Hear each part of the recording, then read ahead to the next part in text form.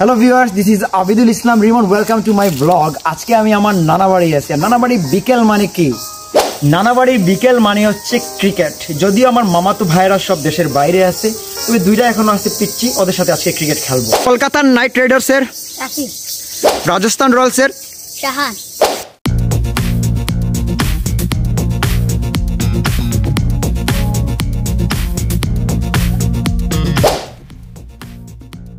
শাহান শাফিকে কোনোভাবে পটাইয়া এক নম্বরে ব্যাটিং করা যায় কিনা কি দেখি, চলেন আমার সাথে। শাহান শাফি এখানে বসে গল্প করতেছে। আচ্ছা এই তোদের একটা কথা বলি, শুন। এই এদিকে দেখা, আমি তোদের বড় ভাই, সম্মানিত মানুষ, আমাকে আগে ব্যাটিং দিয়ে দে। সেলিব্রিটি নাই, সব সমান। মানে ওই ও কি বলে রে, সম্পাইলা রিমন ভাই। শৈশবে আপনি ক্রিকেট খেলছেন আর এরকম করেন নাই, ব্যাপারটা বিরল। অনেক দিন পর শৈশবে ফিরে গেলাম ভাই, অনেক দিন পর।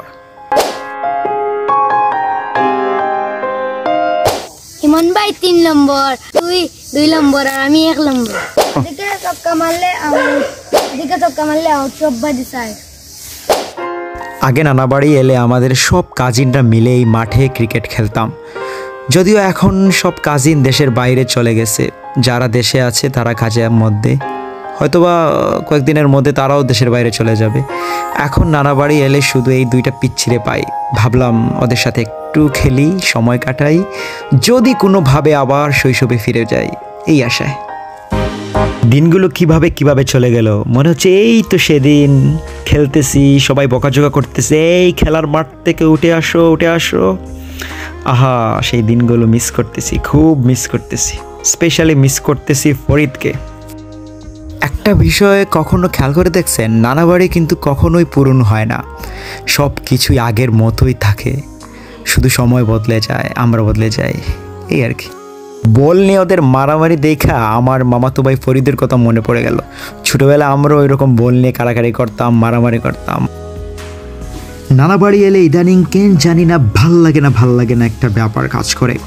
অবশ্য ভালো না লাগার কারণও আছে, কারণ অনেক বছর আগে 2 নানা মারা গেছেন, কিছুদিন আগে নানি মারা গেছেন, ছোট নানি অসুস্থ, ইংল্যান্ড আছেন বর্তমানে।